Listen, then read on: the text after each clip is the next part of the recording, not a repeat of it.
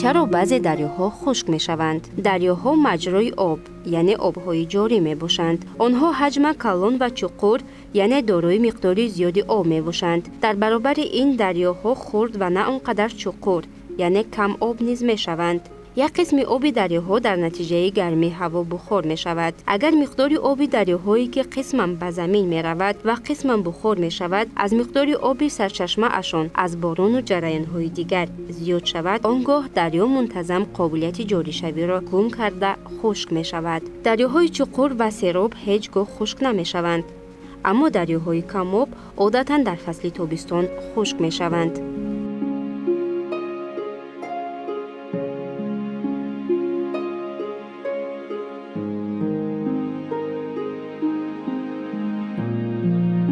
چرا درختان سبز می شوند؟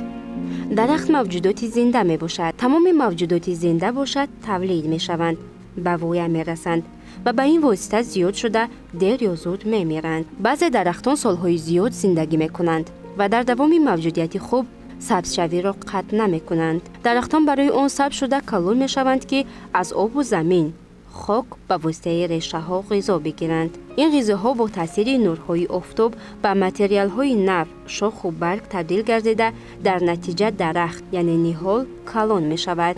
این روند به سبزش انسان و حیوانات مانند است که توسط غذاخوری جسماً کلان شده به وای می رسند.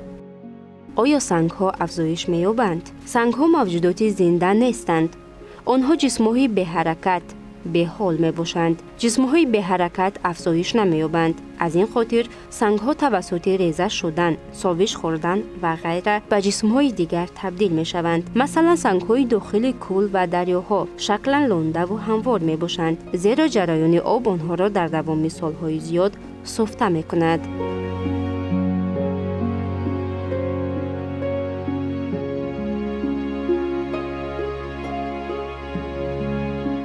متریای نخستین چیست؟ تقریبا همه متریاهایی که ما استفاده میکنیم اساساً از مصالح دیگر حاصل کرده میشوند. مثلا پلاستماس را از نفت حاصل میکنند، کاغذ را باشد از درخت. متریال هایی که به کارکرد به کارخانه های استحصالی آورده میشوند متریای نخستین مینامند. تمام متریال های طبیعی متریای نخستین میباشند. مثلا درخت برای استحصال نوهای گوناگون مبل ضرور است. پخته از رستنی جمع آوری میشود و برای تیار کردن متاع استفاده میگردد.